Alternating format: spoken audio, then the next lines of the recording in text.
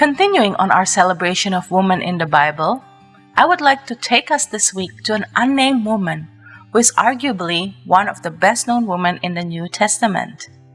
The woman at the well, whose story is found in John chapter 4. One day, Jesus and his disciples were passing through a town of Samaria called Sychar, where Jacob's well was located. Jesus went to sit down by this well because he was tired, and his disciples probably went to find some food for them to eat. Then, a woman came to draw water, and Jesus asked her for a drink. This may seem like a normal interaction, except that by speaking to this woman, Jesus had broken several social and cultural norms of his time.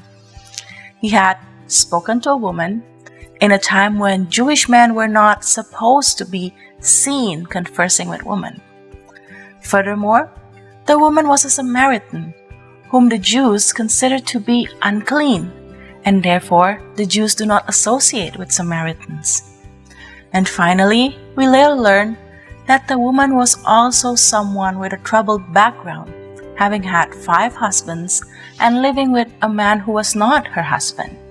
And yet, Jesus talked to her, and not just to ask her for water, but in fact, he had a full-blown theological conversation with her, involving the imagery that we now use very often to talk about the Word of God, living water, and also the verse that we often quote when it comes to worship, John 4 verse 24.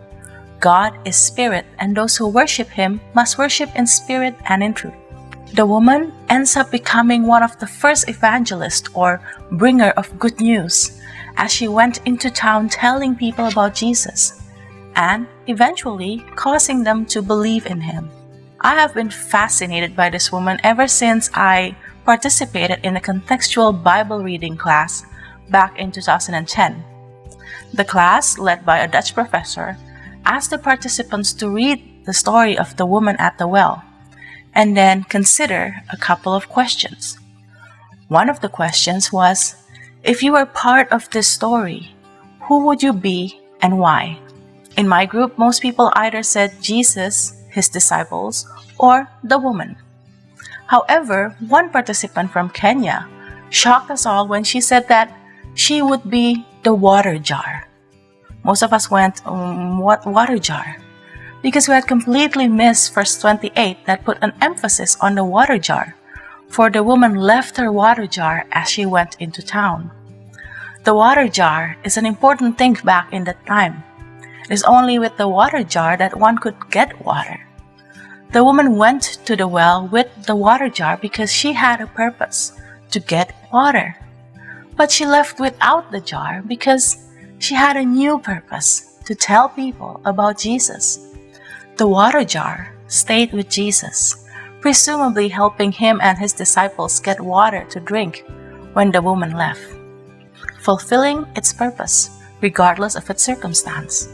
So too, our meeting with Jesus should give us a new sense of purpose, one where we bring good news to others, but also one where we stay connected to Jesus and we fulfill our purpose, whatever may happen in our lives.